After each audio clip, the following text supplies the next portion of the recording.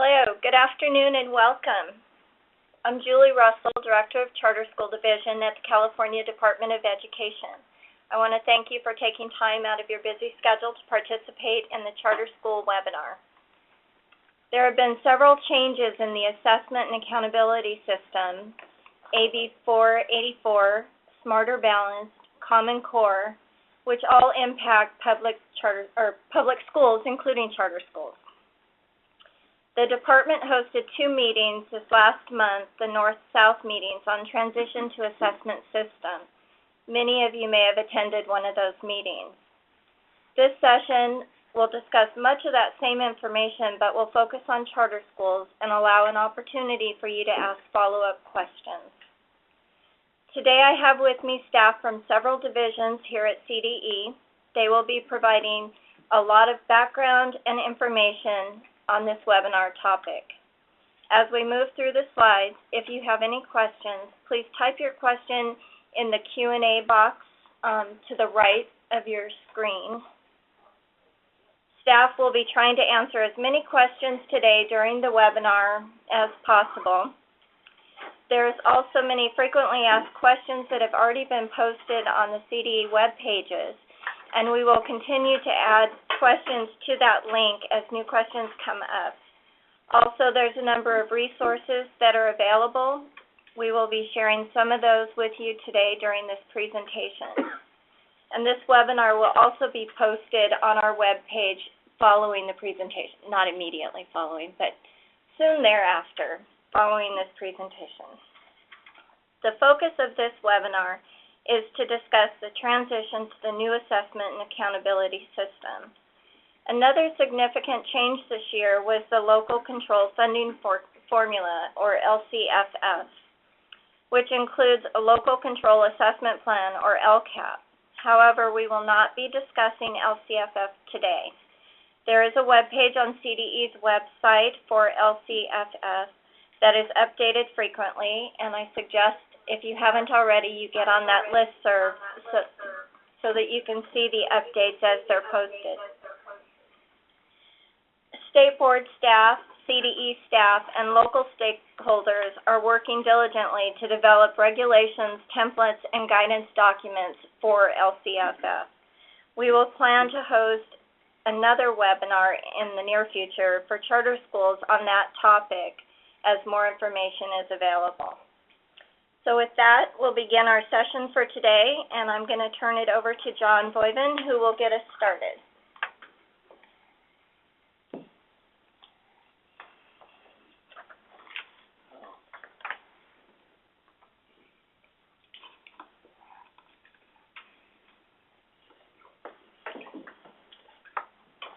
Good afternoon. My name is John Boven. I'm the administrator for the STAR testing program.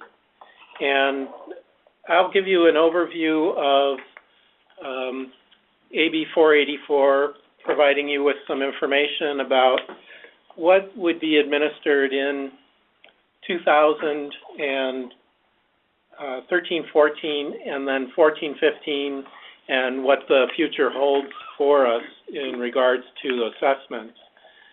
Our hope is to provide you not only with the nuts and bolts about what is expected of you and of local educational agencies, but also some of the rationale and background for why we're doing what we're doing.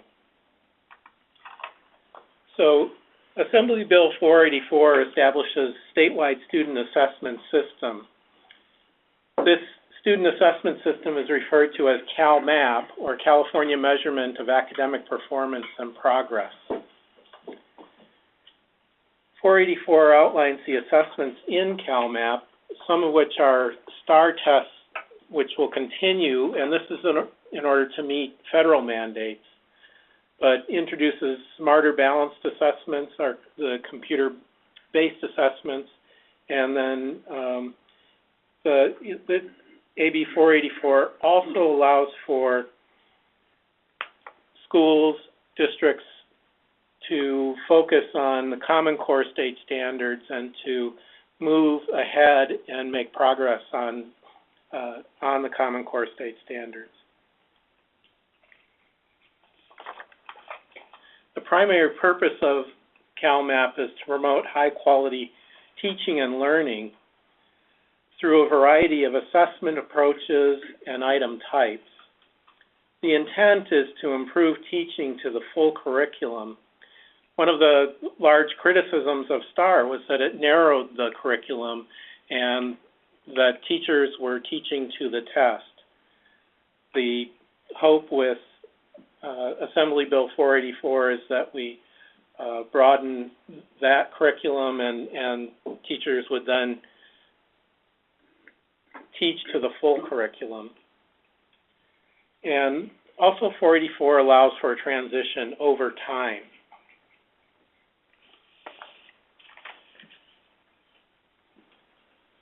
AB 484 requires participation in the Smarter Balanced Field Test in 2014. This is an opportunity to test a test. This isn't an assessment for students. This is to gauge the validity and reliability of the test items and to allow for psychometric studies and analysis. The results of the field test will not be used for any kind of scoring or student assessment or student evaluation. This is an opportunity to experience the computer-based test in an environment that's low stakes, that also provides for an opportunity to gauge our technology readiness in preparation for the 2015. Consider this sort of a dry run for 2015.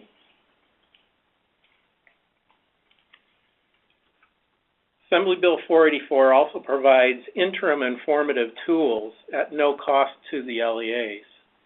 So schools, charter schools will have an opportunity to use these tools in the classroom.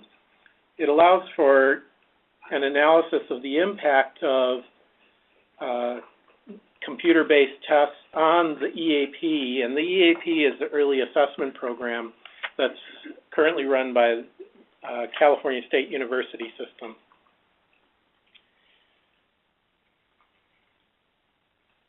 Something that's new also in Assembly Bill 484 is that it exempts English learners who are in the U.S. for less than 12 months from taking the English Language Arts Assessment. And this is in alignment with federal law.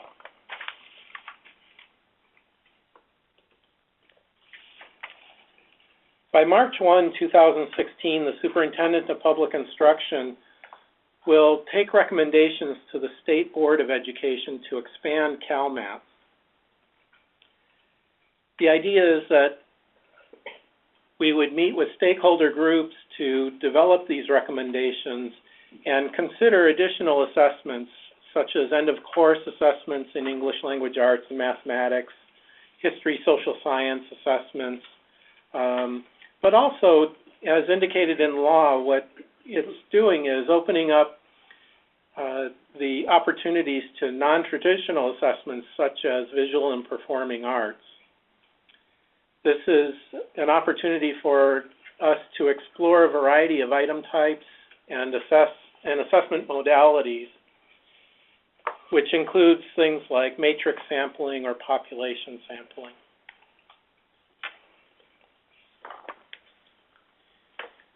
In 2013 and 14, there are assessments that are required. Those assessments are certainly the Smarter Balanced Field Test, and Jessica Valdez will follow me with a lot more information about Smarter Balanced Field Testing.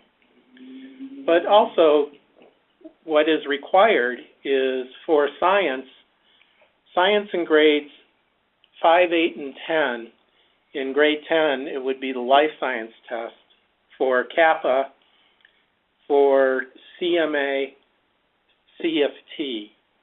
Also for Kappa, what would be required is English Language Arts and Mathematics in grades 2 through 11, levels 5 through 1.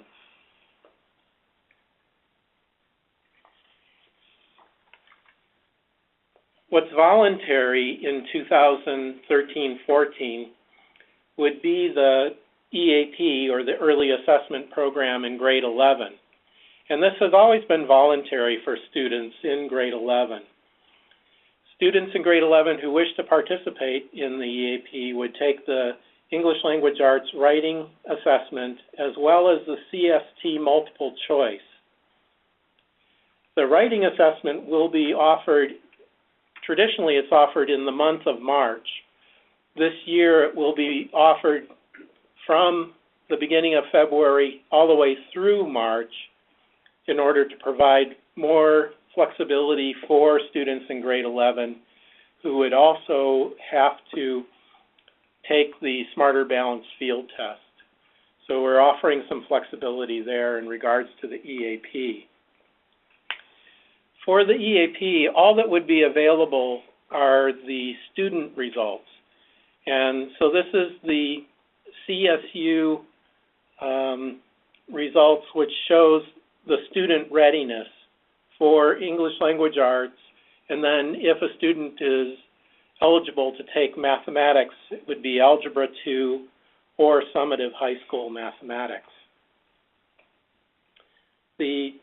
Also voluntary is the standards-based test in Spanish, and that assessment will be available in grades 2 through 11 for RLA only. And this is for English learners in the U.S. less than 12 months or receiving instruction in Spanish.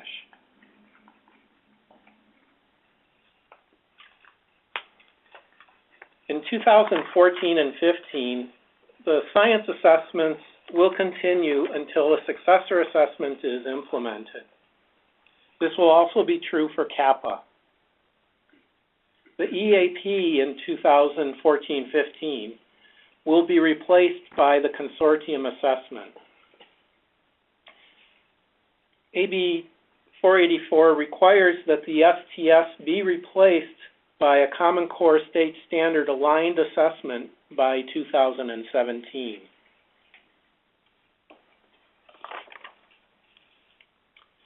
This is more information about expanding the CalMap, as I talked to you before.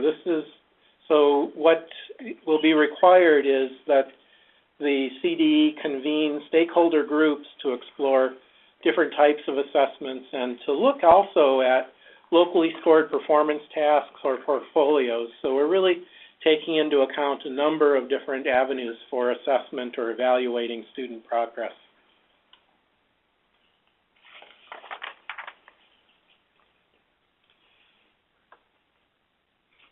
For 2013-14 and 2014-15, these traditional STAR tests that would not be used for, like the science tests and the CAPA, are available to school districts at the cost, and the cost would go to the school district. So you'd be able to purchase these assessments, the old STAR tests, if you will, for a marginal cost.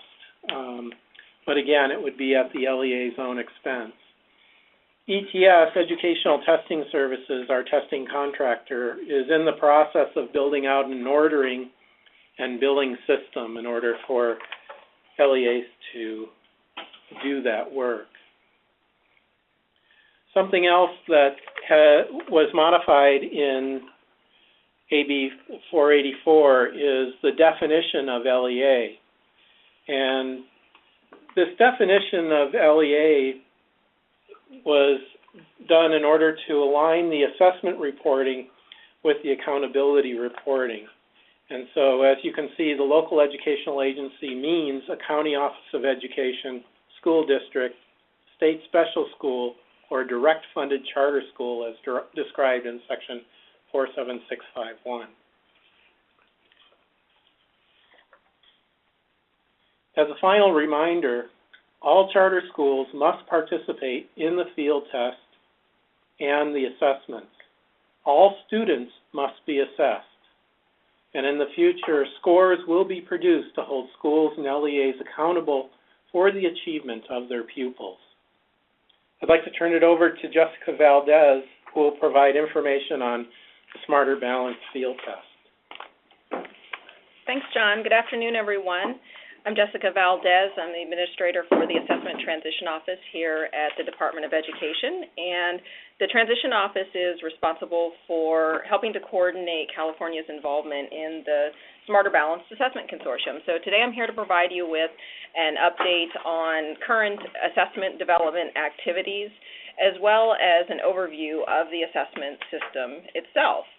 And so a good place to start is with this diagram, which outlines the three components of the Smarter Balanced system of assessments.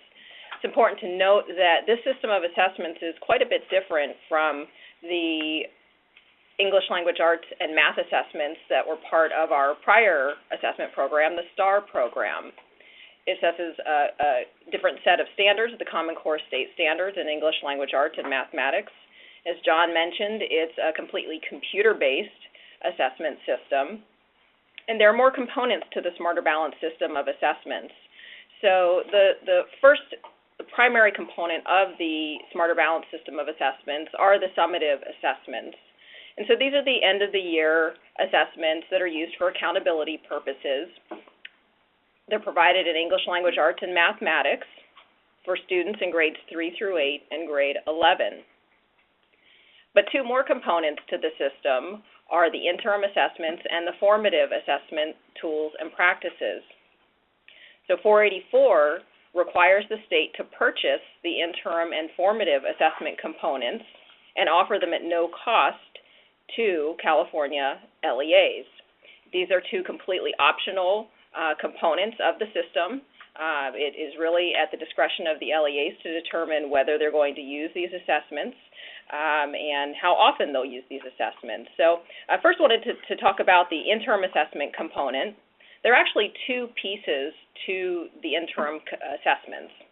The interim assessments will be available for students in grades 3 through 11, and there will be a comprehensive assessment that will pretty much mimic the summative assessments. They'll use the same test blueprints as the summative assessments. And there will also be assessment item blocks as part of the interim assessment component. These will be basically clusters of items that will assess just a small group of standards. It's important to note that the items that will be developed for the interim assessment component will be developed using the same criteria and standards used for the summative assessment items. But again, the interim assessments will be solely for use locally at the LEA level, and the state will not be collecting any results from the interim assessment component. The third component of the Smarter Balanced system of assessments is the formative assessment tools and practices. And this is going to be essentially a database of resources for K-12 teachers to help gauge the extent to which students are progressing and learning the standards that they're being taught. They'll include instructional modules, and I'll speak a bit more about the ongoing development activities for the formative assessment tools and practices. The digital library, which you may have heard about, is the formative assessment component of the Smarter Balanced system, and it's scheduled to launch in April of 2014. I may not have mentioned that the interim assessment component is scheduled to launch in fall of 2014. And you can expect that these two components will be developed over time, particularly over the first couple of years of the launch of the new assessment system. So the goal of the new assessment system is really to use these three components of the system together to help teachers and schools get the information that they need to improve teaching and learning, with, of course, the ultimate goal being that all students leave high school ready for a career in college. So right now, the most significant activity that's going on in the development of the Smarter Balanced assessments is the preparation for the spring 2014 field test, which, as John mentioned, Assembly Bill 484 requires California LEAs to participate in. And I'll speak more about the particular participation expectations in just a moment. But first wanted to start off by really emphasizing the purpose of the field test. There was a quote recently from Assistant Secretary Deb Delisle for the U.S. Department of Education She conveyed the purpose of the field test very, very clearly and concisely, saying that a field test is not designed to be a valid and reliable measure of student achievement. Rather, it is designed to help the test developers evaluate whether the test's individual items and the technology platform work as intended before the first operational administration. And we really can't emphasize this point enough. Assembly Bill 484 specifically prohibits the use of the upcoming field test for any other purpose, such as accountability purposes or measuring student achievement. So, to the extent that you can help us convey this to school staff, we would greatly appreciate it. As I mentioned, there will be no results released from the field test, and at the same time, it's quite important that all participating LEAs and students take their participation very seriously, because one of the primary purposes of the field test is to collect item data to help inform test development and standard setting. There, of course, are benefits for all involved in the field test. Students will get that hands-on experience with the functionality of a computer-based system. The teachers and administrators will get exposure to the administration logistics during a low-stakes environment, during a trial run. And then participating LEAs will benefit from having that time to identify where gaps may exist, particularly in the areas of technology, and to help prepare them for the operational assessments, which will begin in the 2014-15 school year. So the field test will take place between March 18th and June 6th of 2014. CDE, in conjunction with its testing contractor, Educational Testing Service, will be assigning schools shorter test windows within that time frame, and that's something that's being worked on right now, and we expect to be able to release that information to LEAs soon. So there are different participation expectations for different groups of students. So we've laid them out here on this slide, and just keeping in mind that these participation requirements are for all public schools, including charter schools. So Smarter Balanced, before I get into the participation requirements, I do want to acknowledge that Smarter Balanced is going to be identifying a scientific sample of students to participate in the field test. It'll be about 10% of students for English Language Arts and about 10% of students for mathematics. But with the passage of 484, far more students beyond that scientific sample are required to participate. So for grades 3 through 8, all students are expected to participate in the spring field test. For grades 9 and 10, only students selected for the scientific sample will be expected to participate. And just a very small percentage of students in grades 9 and 10 will be expected to participate.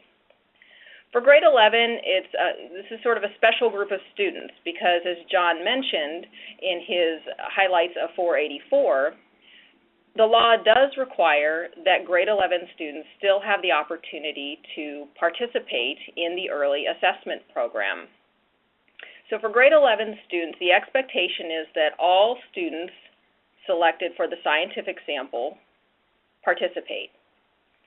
All grade 11 students beyond the scientific sample may participate.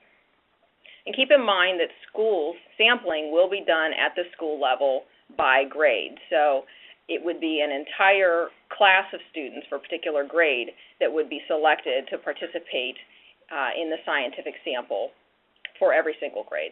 Now, the only exception to the requirements that you see on this slide are for students who currently participate in the CAPA, the California Alternate Performance Assessment, and for recently arrived English learners, there's the exemption from participating in the English Language Arts portion of the field test. Otherwise, the requirements as you see them on this slide stand. We just really want to emphasize that all grade 11 students, even those who participate in the field test, are to have the option to participate in the early assessment program. Now, each participating student will be assessed in only one content area, either English Language Arts or mathematics. The content area is going to be assigned by CDE and our testing contractor, ETS, as I mentioned, for each school by grade. So if we have an elementary school, grade 3 would be selected for either English Language Arts or mathematics. Grade 4 for either English Language Arts or mathematics, and so forth. Within a particular district, it is not necessarily going to be the case that all grade 3 students at every school would be selected for the same subject. So the subject assignments will vary by school, but the same subject would be assigned for the entire grade within the school. As I mentioned, there is going to be that scientific sample of students that is going to be selected by Smarter Balanced. In California, there are about 680,000 California students in the scientific sample, and it's the data from this sample of students that's going to be used to determine the item reliability and validity, and will be used to help inform test development and standard setting. So the field test will take approximately 3 hours for students to take, and that's from beginning to end. The English Language Arts assessment is a bit longer, but in general, you can count on about 3 hours of testing time. There's not going to be any paper and pencil version of the field test available. Assembly Bill 484 does require that for the operational assessments, which begin in the 14-15 school year, that a paper and pencil version be available for the first 3 years. However, the purpose of the field test this school year is really to test the computer-based administration system. So there's there is no paper and pencil version that will be available for the field test. As was mentioned earlier, there will be no student, school, or district score reports produced for the field test, and results are not going to be factored into any state or federal accountability calculations. As I mentioned, 484 specifically prohibits this. And after my presentation, you'll hear a bit more about how 484 impacts accountability calculations. Please note that CDE does have a Smarter Balanced field test web page available, including a set of questions and answers, which are updated regularly. So I encourage you to check those out. So I'm going to move on, now switching from the field test to the operational assessments, which, as I mentioned, begin the following school year in 2014-15. This past September, Smarter Balanced governing states approved the operational testing windows, and there's a separate window for 2 different groups of students. The testing window for students in grades 3 through 8, the summative testing window, can begin only after 66% of the school's instructional days have been completed. For grade 11 students, it's 80%. So for grade 11 students, the summative assessment can begin only after 80% of the school's annual instructional days have been completed. Now, it's important to emphasize that individual states within the consortium can establish more specific windows within that time frame that has been approved by governing states, and it is very likely that CDE will be taking regulations to the state board to establish more specific windows for California LEAs. So I mentioned at the beginning of my presentation the third component of the Smarter Balanced system, the formative assessment tools and practices. And those are being housed in the digital library that's under development by Smarter Balanced. As I mentioned, the digital library is going to contain formative assessment strategies and professional learning and instructional resources for educators to help gauge the extent to which students are grasping the standards that are being taught to them. And really the intent is that these be resources that teachers can use on a daily basis in the classroom to get immediate feedback. Just to reiterate that access will be available to the digital library for all California LEAs at no cost, and the library is scheduled to launch in April of 2014. Now, Smarter Balanced is ensuring that all resources that go into the digital library meet quality criteria, and I've listed a few of them here on this slide as far as they have to incorporate high-quality formative assessment practices, reflect differences in learning, and support personalized learning, and they have to demonstrate utility and engagement and user-friendliness. Now, the way that Smarter Balanced is ensuring that all of the resources in the digital library meet these quality criteria is through the establishment of a state network of educators in each member state. In California, we have 150 educators from throughout the state that are a member of our state network of educator team. And that team of educators is responsible not only for reviewing resources that are submitted against the criteria that have been established, but also submitting resources themselves.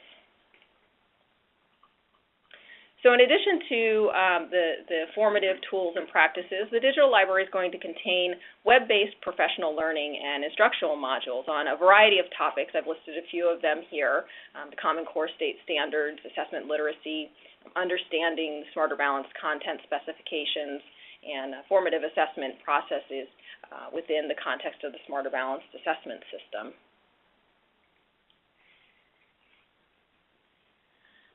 A document that we wanted to be sure you are aware of is actually a document that was approved by governing states back in November of 2012.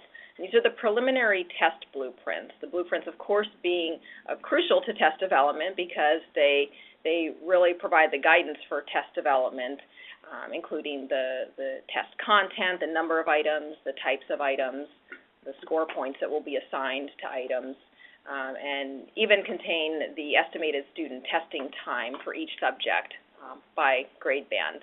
I want to emphasize that the test blueprints are considered preliminary until after the completion of the field tests.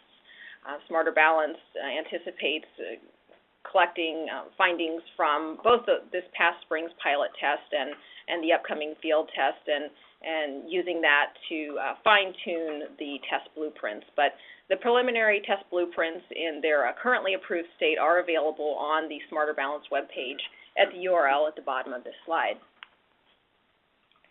Now, switching from paper and pencil assessments to the Smarter Balanced computer-based assessments really opens up the ways in which students can respond to items. So this slide lists a variety of the item response types that will be found on the Smarter Balanced assessments, and will be able to be experienced firsthand by students in the upcoming field test.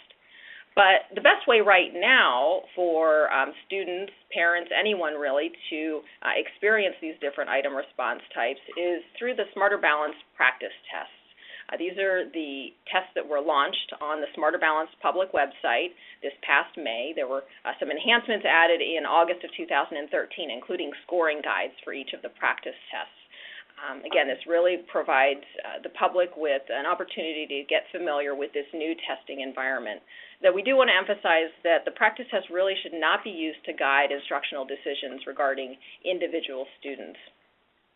Now, there is a practice test available for English Language Arts and Mathematics for each of grades 3 through 8 and grade 11. And there are about 30 questions per test, including a performance task. Shortly after the practice tests were released by Smarter Balanced, CDE developed a letter template to assist LEAs in announcing the availability of the practice test to parents and guardians. And the template's available in English, Spanish, and a number of other languages on the CDE practice test webpage, which is listed in the second bullet on this slide. Now, for California LEAs, there is a specific help desk for not only the practice tests but the field test, and this is questions are fielded from our testing contractor, ETS. So contact phone number and email address are at the bottom of this slide, and again, that's for both the practice test and the field test. Now, another resource that I wanted to let you know about quickly is a document that was approved by governing states this past September, and it's the Smarter Balanced Usability, Accessibility, and Accommodations Guidelines. The intent of these guidelines is that they be used beginning with the spring 2014 field test, and this document outlines 3 types of support that are going to be available to students on the Smarter Balanced summative assessments. And the first type of student support are universal tools, and these are tools that are going to be available to all students. There are embedded tools and non-embedded tools. Many of the universal tools are embedded. Examples include spell check, highlighter, embedded ruler, and so forth. Again, these are available to all students, and many of these tools which are embedded, the students can turn on and off, or enable or disable as they please. The second type of support are designated supports, and these are supports that are specifically for students who have been identified as requiring this sort of support when taking assessments.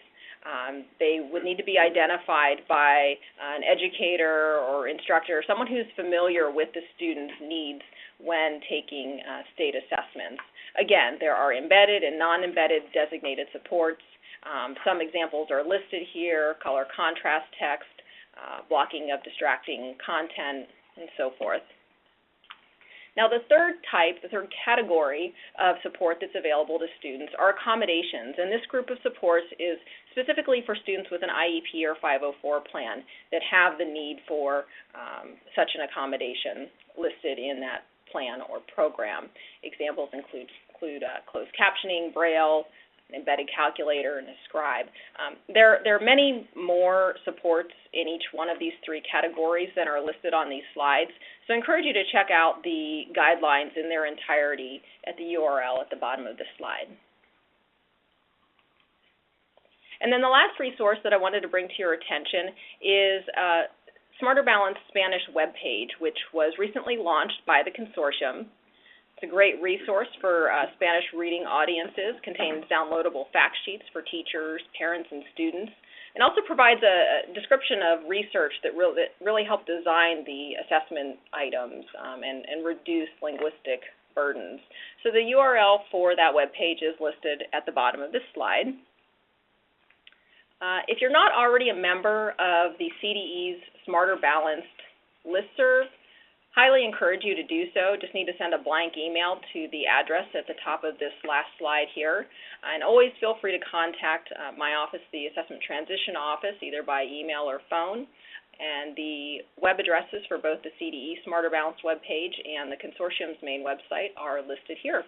With that, I'm going to turn it over to Carrick Ashley to provide you with an update on accountability. Thank you, Jessica. So this is Carrick Ashley, Director for Analysis, Measurement, and Accountability Reporting Division. My division is responsible for calculating federal accountability, what we call Adequate Yearly Progress, or AYP, state accountability, which we refer to as Academic Performance Index, or API, and then some other data reporting that we do, specifically DataQuest. The school accountability report card template is done through my division, as well as school quality snapshots. So now that you've heard about the new assessments, both the field test and the operational test, let's talk a little bit about how these new assessments are going to impact accountability. There are actually three bills that have an impact on our accountability moving forward. The first, before we get to the most recent assessment bill that's already been talked about, last legislative session, SB 1458 was passed that had a big impact on high school API. So if you're in an elementary school or a middle school, you can take a nap for the next couple of slides. So what SB 1458 says that for high school APIs, beginning in the 2015-16 school year, the API can only be made up of no more than 60% of the API based on assessment scores or assessment results. Only 60%. Could be less than that, but no more than 60%, which means we need to identify at least 40% of a high school's API through other indicators, such as graduation data or college and career readiness. So that's by 2015-16. We do have a Public School Accountability Act Advisory Committee, and that advisory committee has made a recommendation to the superintendent about a proposed method for including graduation data into the API. And what you see on the screen is that proposal. which looks at each and individual student who has gone through a 4-year cohort, and in that 4-year cohort, if they graduated with a diploma, they would earn 1,000 points toward their school's API. A special education student who has earned a certificate of completion would also earn 1,000 points. A high school equivalency test, or the GED, would receive some credit, not as much as a graduate, but we thought it was worthy of them receiving some credit for that accomplishment, and they would receive 800 points.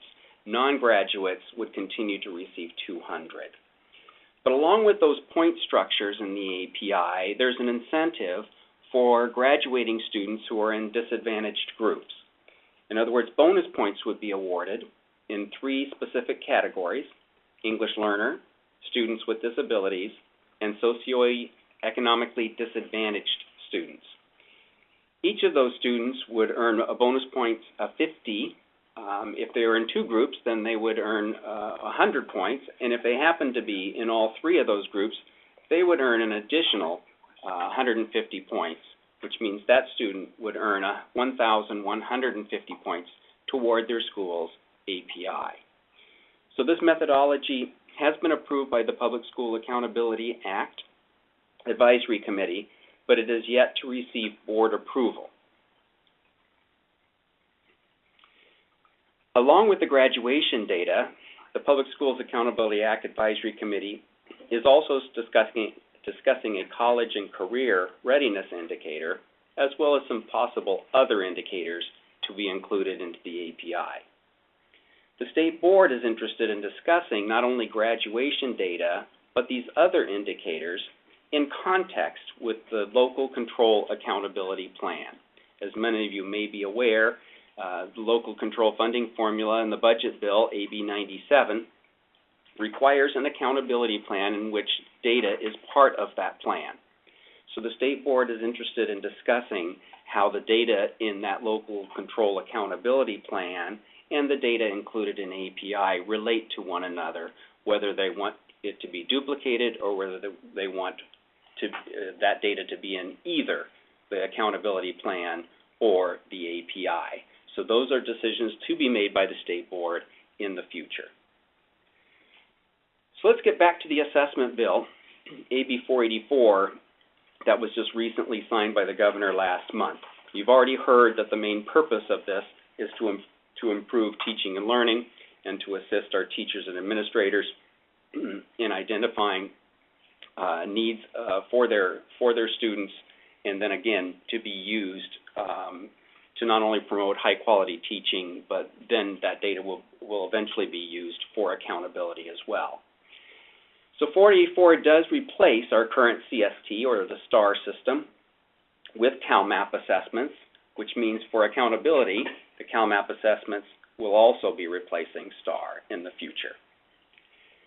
But AB 484 had a couple of very specific prohibitions. One is not using the field test results for accountability purposes. You've heard this already, but it doesn't hurt to repeat it. This is a low-stakes year in which the field test will be given for purposes of testing the test and a school's ability to administer the tests through their computers. It is not to be used, the results are not to be used for any purpose other than to see how well they can administer these assessments. It also prohibits the comparison of the results for next year's assessments to California Standards Test. So we will not be using the future results that you would get from the 14-15 operational administration of CalMAP. We will not be comparing those results with the CSTs. That's prohibited specifically in AB 484. If we do not have the ability to calculate an API for a school, that does create some challenges for us. There are about 40 education code references that refer to the use of the API, whether that's API scores, whether it's the state goal of 800. It might refer to the rankings that are given by a school, either statewide rankings or similar school rankings.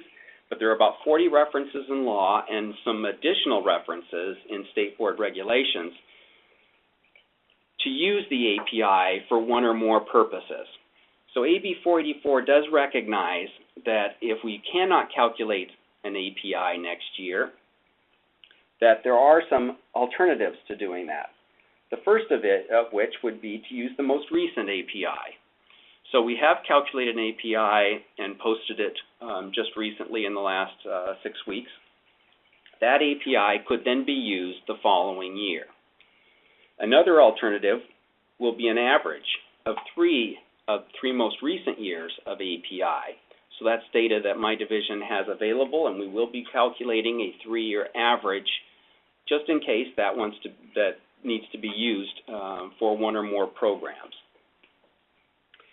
If the most recent API doesn't work, and if an average of the 3 most recent APIs doesn't work, then there is a third alternative, and that is and this is right out of the law, to use alternative measures that show increases in pupil academic achievement school-wide and for all student groups. So any other type of assessment, whether it be benchmark assessments or some other way of showing an increase in pupil academic achievement, can be used in place of an API if we are unable to calculate one based on the field test data, which of course won't be used for API calculations. You could also use a combination of these three. So in other words, a program might be able to say, we will use the most recent API for making a determination, or an average of the last 3 years of API, or the greater of the two, or the lesser of the two, depending on what the program is. So there is a possibility to use one or two or all three of these in conjunction with one another to make a determination, whether it's a determination to fund a program or to be eligible for a program, or perhaps if it's needed for charter renewal or revocation. These alternatives were put into law for that purpose. So let's talk about federal accountability, AYP. So the federal government is making available double testing flexibility waivers that states can apply for. They would have to apply for it by November 22nd. And should California apply, excuse me, what this would do is the double testing waiver allows states to not have to test students in 2 different assessments. In our case, California Standards Test and the new CalMap field test. Of course, we've already made the determination for the state that we will not be given the CSTs, at least in most cases. One example would be grade 5, 8, and 10 science CST continues. So it'll be very difficult to make a determination for AYP based on results that we won't have. So in that case, we would then carry over the API and any program improvement status that goes along with it from the previous year's results. In other words, schools would freeze in place. So if a school was year 2 program improvement and we weren't able to calculate AYP, which is very unlikely we will be able to calculate one for elementary and middle schools because we won't have scores, in that case, the school would remain at year 2 program improvement, and they'd be responsible for continuing to provide whatever extra services those students would receive that they would receive now. In other words, they would stay in program improvement year 2. No schools will advance in program improvement. No new schools would be identified for program improvement. And of course, no schools could exit from program improvement either. AYP for high schools is different altogether. We will be calculating AYP for high schools. For those of you who may not know, for federal accountability, we use the CASE as well as CAPA in English Language Arts and Math to make our adequate yearly progress determinations along with graduation rates. So we can and will calculate an AYP next year for high schools based on that same criteria. In the future, we may want to move away from KC and use the new Smarter Balance or CalMap assessments. But for now, we have KC and will use KC to calculate AYP determinations next year for high schools, which means, of course, that new high schools can be identified for PI, they can advance, and of course they can exit as well. So now let's move to API, the Academic Performance Index, our state's accountability system. Since again we have KC data for high schools, we could produce an API for high schools. Now notice that on the slide that could is underlined. Doesn't say we will calculate the API for high schools next year. It means that we have assessment data that would allow us technically to do this. But this is a state board decision, and it would be a recommendation that would have to come from our Public Schools Accountability Act Advisory Committee that would then be taken to the state board for approval. So we have the data available. We could use KC, even without CST scores, to produce a high school API, but that decision has not yet been made. That's a decision that at some point this spring will go to the state board for approval. The last bill is, of course, the budget bill, which created the local control funding formula as well as the local control accountability plan. But that budget bill, AB 97, also made some very specific changes to our state's API. One, it reduced the numerically significant subgroup threshold to 30 students. In the past, it was 100 students. So this means more student groups will be included in API for different schools, bringing that threshold down to 30 students. It also added a new numerically significant subgroup, and that's the subgroup for foster youth.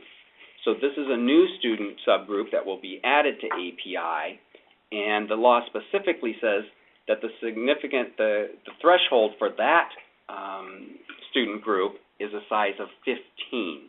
So unlike the other student groups that are being reduced to 30, foster youth will be considered numerically significant if there are 15 students at a school. The one last word on the foster youth data. CDE and the California Department of Social Services are currently working on an MOU that would provide a data match between our data system here at the State Department of Education called Calpads, and we would link that data with Department of Social Services data, DSS. They have the most recent and up-to-date data on which students are foster youth. Through that data match, we will then provide reports back to schools and districts as to who their foster youth are. Right now, schools may or may not know that they have students in their school that are foster youth. And if schools are going to be held accountable for them, it's only fair that we let them know which of those students are foster youth to allow them to focus some extra services for those students. So the contact information for my division is on the screen and is cleverly not my phone number and not my email. But it will get to those in my division who can answer your questions. Thank you, Carrie. So it's Julie again. We have several staff going through answering the many questions that are coming in. So hopefully we'll get to the question you've asked either by the end of the presentation or it will be posted on the frequently asked questions after the webinar. There's also some follow-up questions on when will the PowerPoint be posted. So we are planning on posting the recorded webinar session. We're going to post it on our charter school website. We have a listing of everybody that's participating, your email. So when we get that posted on our website, we will send out an email letting you know the link so that you can go ahead and log on and access it. So with that, we have 2 more sessions that we're going to be going over. So a lot of that is is the program, the AB 484, the API, KYP. So now we're going to get into the technology requirements, and there's been a lot of questions, so hopefully this will answer many of the questions. Technology requirements and IT readiness, and then we're going to do Calpads. So I'm going to turn it over to Rodney Okamoto.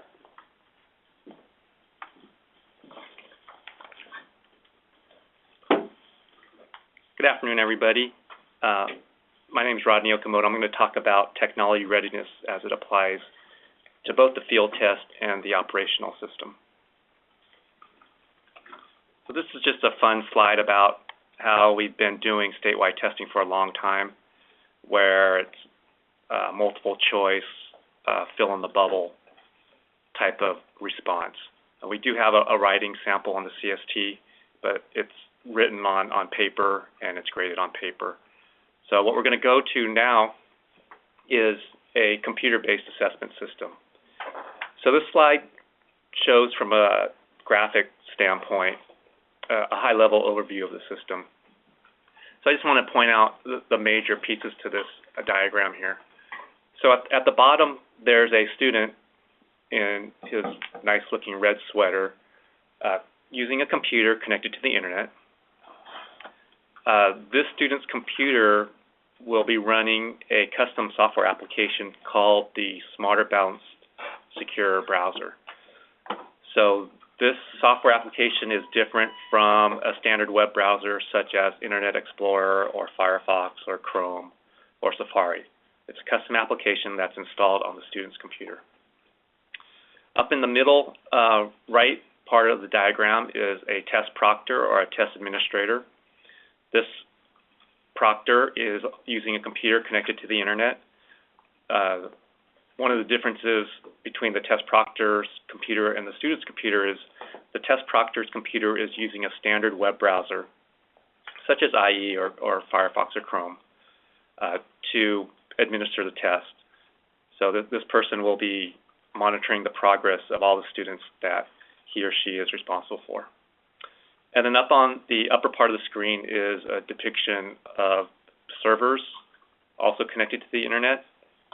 So this is showing that both the students' computers and the test proctor's computers are connected to the internet and accessing some centralized servers also on the internet.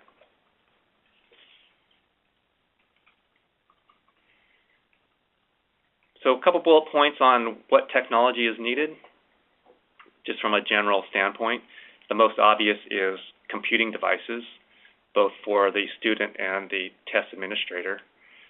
Along with those computing devices, there are accessory requirements, and I'll go over that later on. Network bandwidth, because the student's computer needs to connect to servers on the internet. So both from an internal network perspective, for example, wireless access points, and also bandwidth to the internet. The soft costs for technical support and training, so technical support from a technology standpoint, and also training for test administrators from a technical standpoint. And then facilities, adequate space, physical space, electrical power. Are you able to run cabling to certain places at your location and so forth?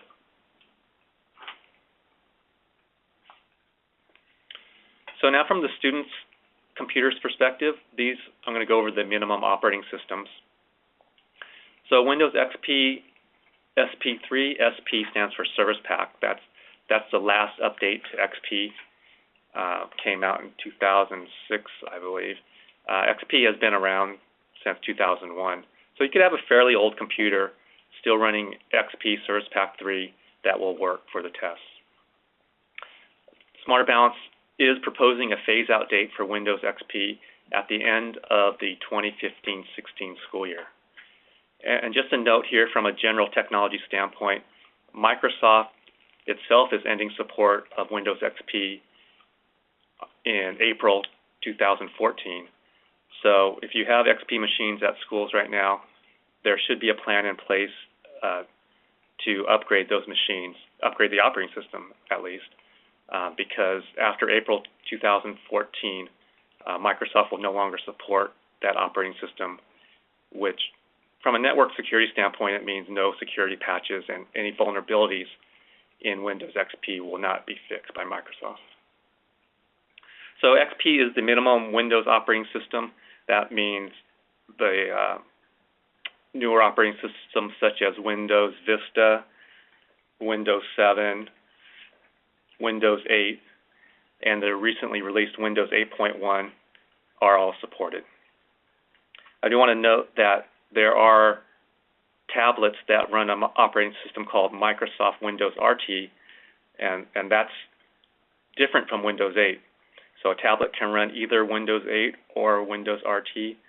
If you're interested in a Windows-based tablet, you want to get the operating system, the tablet that runs Windows 8, because at this time, Windows RT is not supported by the Smarter Balance assessments. From a Macintosh standpoint, 10.4.4 is the minimum. That operating system has also been out for many years now.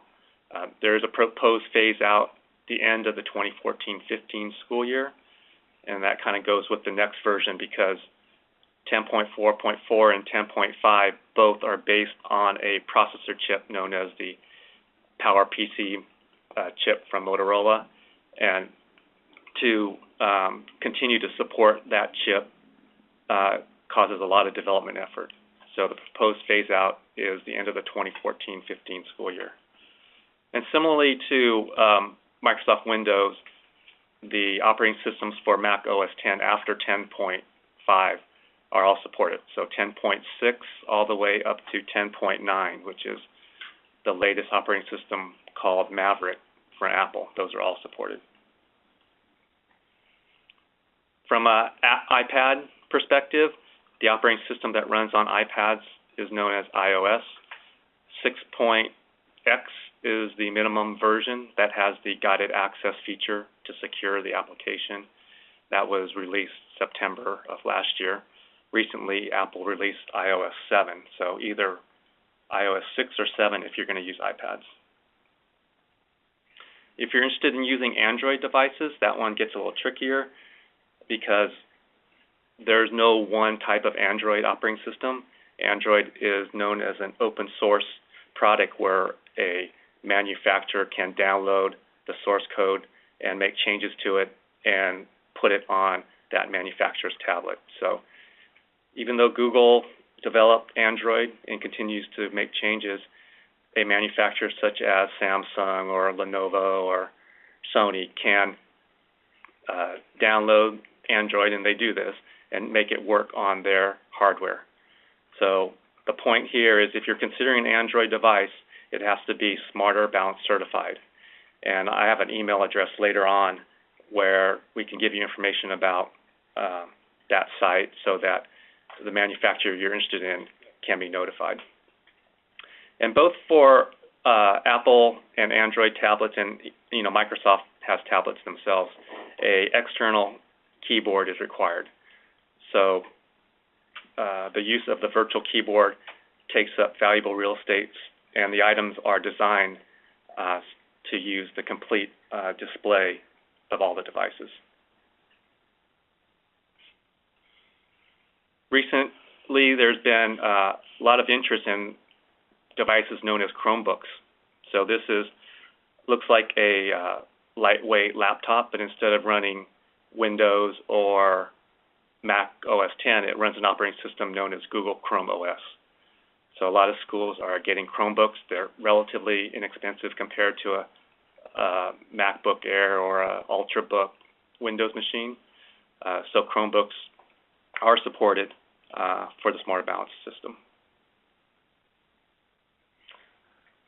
A few schools use an operating system called Linux. It's freely available. You might have to pay a little bit for support, but instead of running Windows on desktops or laptops, they might be running Linux. VDI stands for Virtual Desktop Infrastructure. You might hear terminology such as zero client or thin clients. Those are also supported. And just another note on Windows RT. So that operating system is not supported. So a good test on your student devices is to try the secure browser application and access the practice test, because that's a close simulation of what the field test and operational test will be. So if you have an unusual setup with, for example, virtual desktop infrastructure, the best thing to do is to try to load up the practice test or access the practice test using the secure browser application. Here are some of the requirements from the student perspective. 10-inch diagonal display, so that's your standard iPad tablet is 9.7 inches, so that's a 10-inch class. Many tablets are available in a 10-inch display. 1024 by 768 resolution, that's also the iPad 2 and 3 resolution. It's a lot better now, or greater now, but 1024 by 768 is an iPad 2 resolution. Some older, what's known as netbooks, they look like laptops, but they're a little smaller in form factor. They're called netbooks. They may not meet that requirement. So if you're planning to use netbooks, please send an email to the email address I'm going to tell you later. So there's a special email address for IT-related questions, and we could forward some information that you may be able to use if you're using an older netbook with Windows 7. And if that netbook doesn't meet the display resolution, there may be a workaround. Physical keyboard, I mentioned that before for tablets. Also be aware if you're planning to use Bluetooth keyboards, there is possible interference issues if your wireless data network runs at a frequency known as 2.4 gigahertz. So if you have, let's say, 30 Bluetooth keyboards in one room and your wireless network runs at 2.4, you want to test that to make sure there isn't any interference issues. Currently, there's no stylus or device or drawing device requirement. It's possible in the future that there may be some items, specifically math items, more complex math items, where the student will need to so-called show their work to figure out how they got to the answer. But at this time, we haven't been given any time frame on when those items might come about.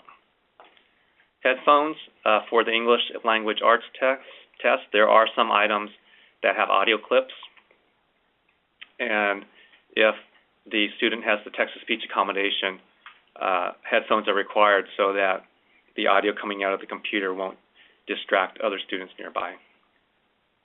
A printer, this printer would be connected to the test administrator's computer, either via network mapping or local connection. So if a student has an accommodation where the item needs to be printed on hard copy, a printer needs to be available in that test session. So now let's talk about the secure browser application. This is a software application that's installed on each student's computing device. A new version does come out at the beginning of each school year, so you have to make plans for having ways to deploy that application. So for the field test, the anticipated release date is Monday, actually, November 18th, when the field test version will be released. The Smarter Balance Secure Browser field test version will be released. If you have the secure browser installed because maybe you were trying it out or maybe you were part of the pilot, you'll either need to uninstall that, or if it's on a Windows machine, we found out that the field test version will uninstall the pilot test version, so you won't have to worry about uninstalling on a Windows machine. So the main takeaway here is secure browser web application installed on each student's computer and updated at the beginning of each school year. Again, I mentioned that this is a good way to access the practice test. In fact, since this slide was made, there's a slight change where when you install the field test version of the secure browser and launch it, it'll send you directly to the practice test. So you won't have to worry about finding the link to the training test. If you want to experience text-to-speech or the Braille option, you need to access the practice tests through the secure browser. As Jessica mentioned, the practice test is also available through a standard web browser. But if you want to experience, for example, text-to-speech, you need to use a secure browser. The secure browser, one of the reasons to have a secure browser application is it makes sure that the test is secure. For example, once you start the secure browser, you can't jump out of it and start another application, such as a web browser or a calculator. In fact, both at startup and during execution of the secure browser application, it checks for a list of so-called prohibited applications. And if it notices maybe a screen capture utility running in the background or a web browser already started, it won't let you continue with the test.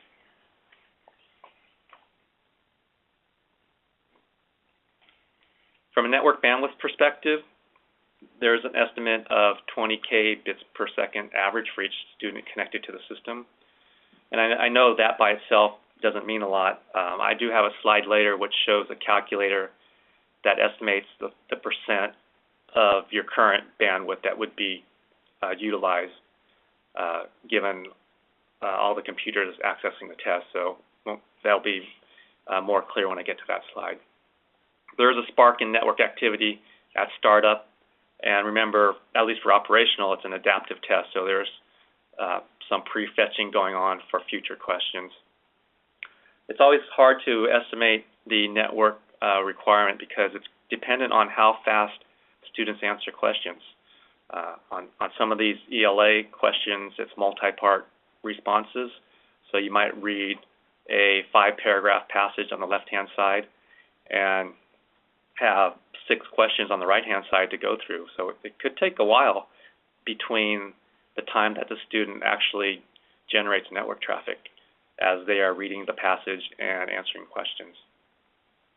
So I know a lot of schools are using the secure browser and the practice test to try to get a gauge on network activity. So when you add more devices, that increases your internal network requirement, network hardware requirement. So if you add more tablets to your environment, more wireless access points, or more desktops, you might need more access layer switches. And then remember, internet bandwidth is shared typically from one school location out. So as you add more devices, it will impact your internet bandwidth.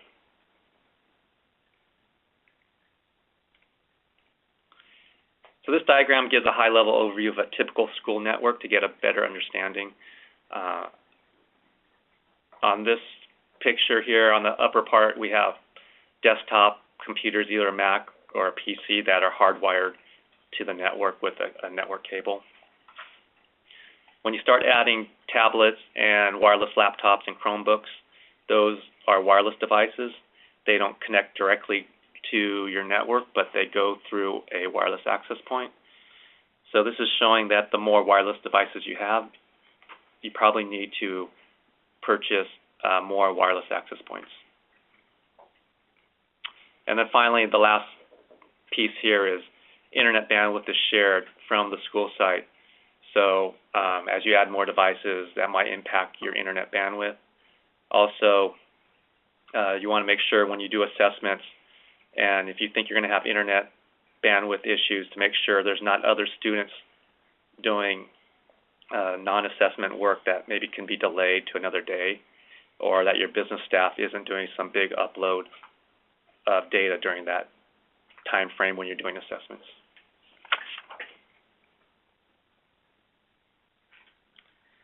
So are schools ready technology-wise? There is a tool called the Smarter Balance Technology Readiness Tool. And if you don't have access to this tool, we'll definitely set you up with a user account. You do need to add pretty specific information about the type of devices and network capacity at the school level so it could generate the reports, because it figures out if you have enough computers and if you have enough network bandwidth. You also enter the number of days that you expect to test your testing window and the number of sessions per day that you think you're going to run. Here are some benefits of the TRT.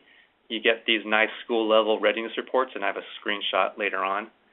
You could use it to justify spending decisions. Also, it allows the CDE and counties to identify schools that might have insufficient technology.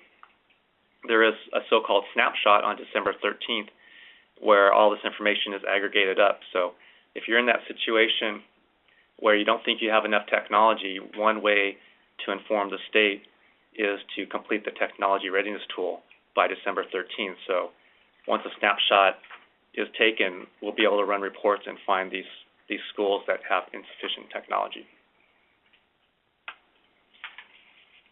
Here's a sample report. It's a test district and with a list of schools in that district.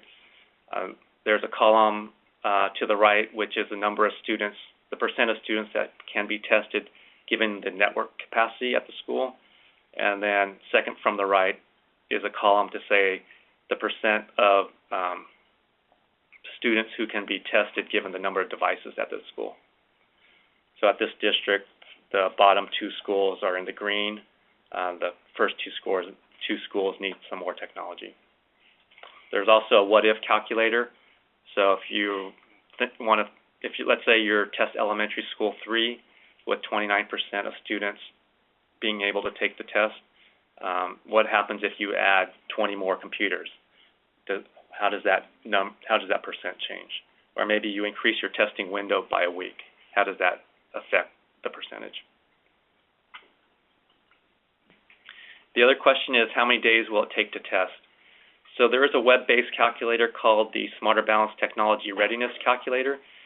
This one's more general purpose. You don't need any login account, and it takes a lot less time to enter information because you basically enter 4 different fields: number of students at the school, the number of computers at the school, how many hours that computer is available per day, and your internet bandwidth. So what comes back is the number of days that it's expected to take to complete the ELA and math assessments. So in this example on the screen, there's a 10-to-1 student-to-computer ratio. We're estimating that the computers can be used 4 hours a day, and the internet connection speed is 10 megabits. After you hit calculate, you get information underneath those buttons, and it says we estimate it takes 20 days to complete both the ELA and math assessments, and it's going to take up 12% of your total bandwidth. So this is a quick and easy way to get an estimate of how many days it would take given the number of students and computers and hours per day available for the computer. So remember, this estimate, this calculator is based on the operational system. For the field test, it's pretty much half this number of days because you're going to take either the math or ELA and not both assessments. This is a slide to show how student registration will work for the Smarter Balance system. The independent charter schools on the left submit Calpads information to the CD Calpads system, and we're going to use the Calpads system to register students into the Smarter Balance system. So there'll be no need for charter schools to register students into the Smarter Balance registration system. We'll be using the information from Calpads. However, the charter school will need to set the student-level accommodations. So they will access the registration system to set, for example, does this student need text-to-speech? Does this student need Braille? Or maybe the hard copy option. So there's a nice document called the Smarter Balance Usability, Accessibility, and Accommodations Guidelines that lists out all the options there. So the charter school will set those options for each student. They'll log into the student registration system, find the student, and mark off the options. For larger schools, there will be a file upload option to set the accommodations. So here's some resources. There's the Technology Readiness webpage on CDE's site. The Smarter Balance Technology Strategy Framework and System Requirement Specifications document that lists out the minimum specifications. It'll be updated here in the next month or so, but it's pretty much all the information I've given you here. There's a key local considerations document, and also reiterating the field test technical assistance center, not only for assessment questions, but also for technical questions. And then here's this email address you want to make note of, sbac-itreadiness@cde.ca.gov for your IT-related questions as they pertain to Smarter Balance. Okay, so I'm going to hand this over to Jessica Parr. She's going to talk about Calpads.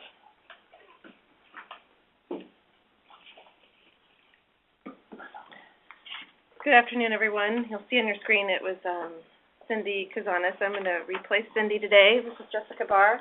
I'm the administrator of the Calpads CVED CDS Operations Office, and I'm just going to talk briefly about some of the implications that all of these changes have on Calpads.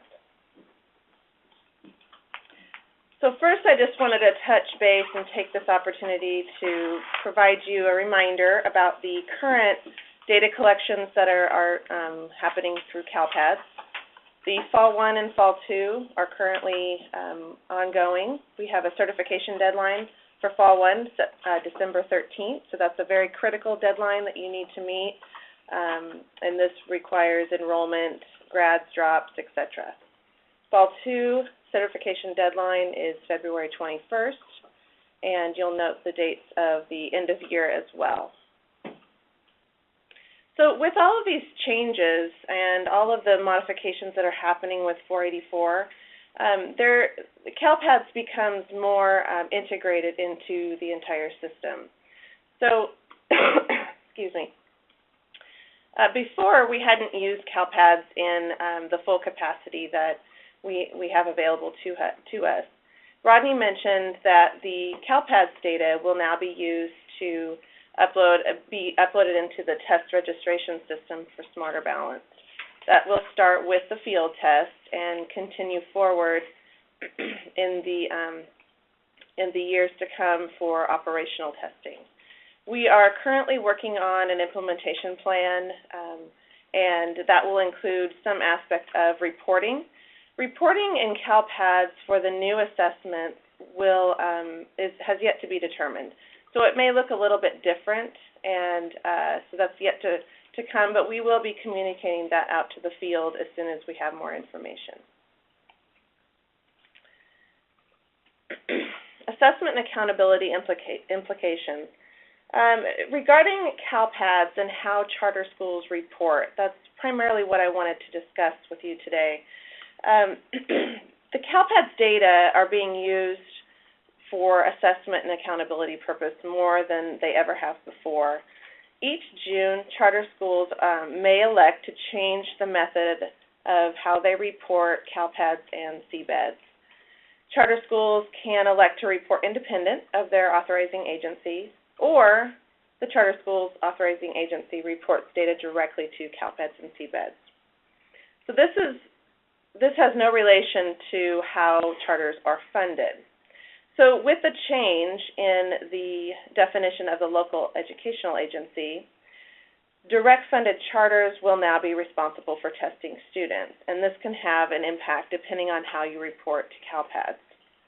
The Calpads security model only allows us to show results to the LEAs who actually report independently in Calpads. So, for example, direct-funded charter schools who do not report independently in Calpads will not see their students' assessment results. So this is something to consider now as we move forward. For 13-14, everything has been established. The deadline was June 30th to change how you report to Calpads. Each year, again in June, you will have the opportunity to make that change. So as I mentioned before, the data are being used for high-stakes purposes. So it's absolutely critical for LEAs to update their Calpads data on a very frequent basis. And as it gets more closer to the assessment time and the windows, it's very important and critical that you have data that are accurate and up to date. In terms of Calpads data and accountability, excuse me, demographic and program student level data, those corrections are actually occurring in Calpads, and they have accountability as polling data from Calpads, and this was the first year that the corrections actually happened inside of Calpads. So again, this is a change, and this will be basically become the status quo for future years. And the Calpads student level data that are used for accountability focus on student enrollment and exit data. So specifically, it is used for accountability purposes to determine if a student is continuously enrolled. And that's basically where you get your accountability main data set from. And it's also used to identify the four-year graduation cohort rate for AYP. Secondly, it is used for demographic and program participation information, and this is to determine the student subgroups that accountability uses, specifically race and ethnicity, gender, English learner status, socioeconomically disadvantaged, which means the FRPM eligible students in a combination with a specific parent ed level, and the students with disabilities subgroup. If you have specific Calpads questions, especially regarding the information moving forward with assessments, please contact the first phone number, the 916-324-6738. That is my office. Or you can email the email address right below that. If you have any kind of Calpads related questions that have to do with data collections and how you actually provide data to Calpads, please contact the lower number, the service desk, and this is operated by our partner at CSIS. Or you can choose to use the email below.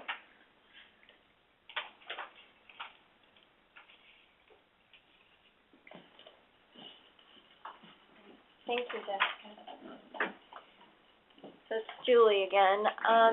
This last slide is kind of a one-page snapshot of all the contact emails and phone numbers for the programs that we've talked about today during the webinar.